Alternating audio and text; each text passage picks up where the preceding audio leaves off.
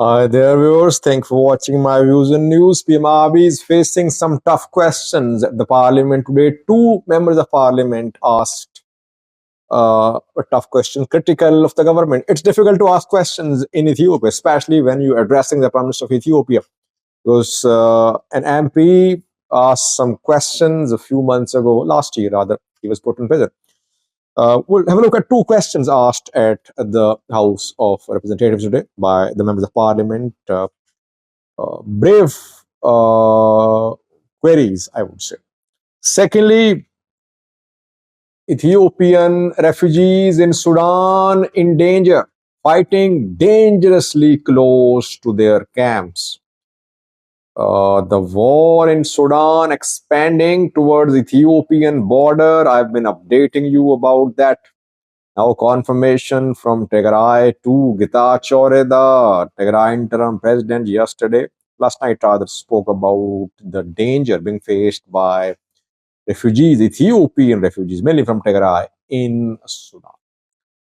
Firstly, viewers, a session of House of People's Representatives is underway where budget for the next fiscal year is being approved. Abiy is presenting his government's performance report, and members of parliament were asked to submit their questions. Some asked questions. I want to share two questions asked by two members of parliament, very critical of the government. By the way, more than 10 members of parliament asked questions. I think half of them were females. Most of the questions were not critical of the government. Rather, the MPs appreciated the government's performance, etc. And unfortunately, all female MPs hesitated. They did not ask any tough, any strong questions. It was very evident that they were asking questions to give Prime Minister of Ethiopia an opportunity to speak, to prove his point. They did not share their own views. It's unfortunate, by the way, because I know Ethiopian women are brave women, but these members of parliament are mostly disappointing. They always take pro-government positions. Perhaps I should not give such sweeping statements, but when it comes to the role of Ethiopian women at parliament, it has been very disappointing. A member of parliament from Nama criticized the government. He said his name is Badalo Desalo. He said that national consultation is underway, but before that, confidence building measures should be taken. People are being arrested. Members of parliament in prison, Christian Tadale, Kasat Shagar, Johannes Buyalio, Haptamo, member of parliament from Amhara, missing, whereabouts unknown. Military, government forces involved in serious human rights abuses. How can national dialogue succeed without building trust between the parties to the conflict? Strong question, he asked. He's from Nama, National Movement of Amharas. Though the party is part of the government too, but only members of this party have been raising questions, criticizing the government. People like Christian Tadale and others, they are from Nama party. Then another member of parliament asked a question about corruption. His name is Abraham Barta. He said that corruption is on the rise in Ethiopia and people are forced to pay bribe wherever they go. Whichever government department they have to go to, they have to pay bribe. and government is not taking action. Rather, those who are corrupt are being embraced by the government. So, Abraham Barta accused government of supporting corrupt individuals. And Badalo also questioned government's intent about the national dialogue.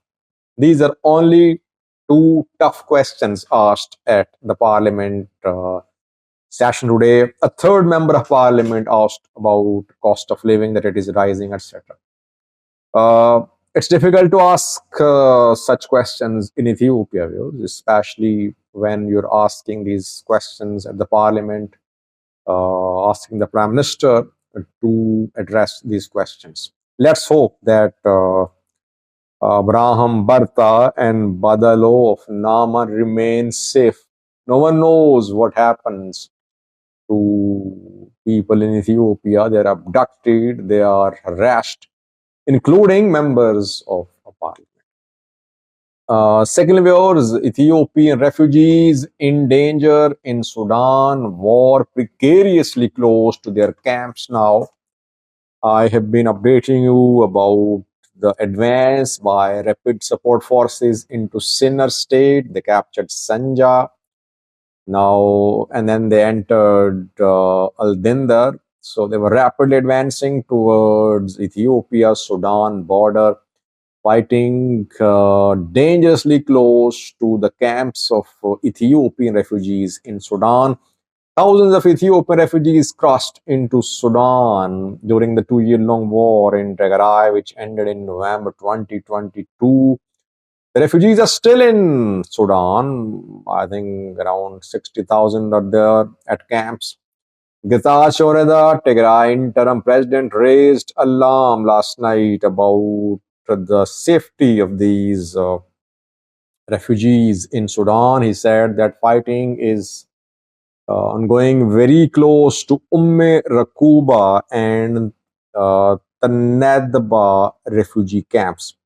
Rakuba and Tanadba are the camps where Ethiopian military refugees are in Sudan.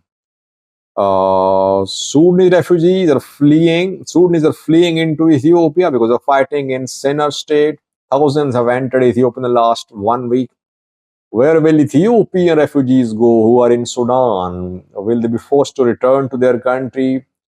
Getachew Reda asked regional players to play their role in stopping the fighting between rapid support forces and military.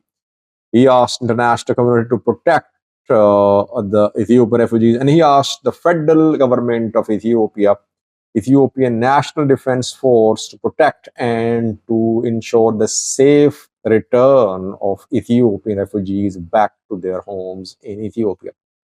By the way, the Sudanese refugees in Ethiopia are not safe as well. They have been protesting. Amhara militia members have been involved in attacks on these refugee camps. Some refugees were killed too. Their belongings were looted at camps. And refugees protested on Sudan-Ethiopia border, on Ethiopian side of the border a few days ago. They demanded their return to Sudan. After that, the Ethiopian government decided to relocate these refugees from these camps to new places reportedly. So, Sudan refugees in Ethiopia not safe because of attacks by Amhara militia members, because of lack of facilities, shortage of provision of food aid, etc. And Ethiopian refugees in Sudan in trouble too. Why? Because RSF and military are fighting very close to these camps. Thank you for watching.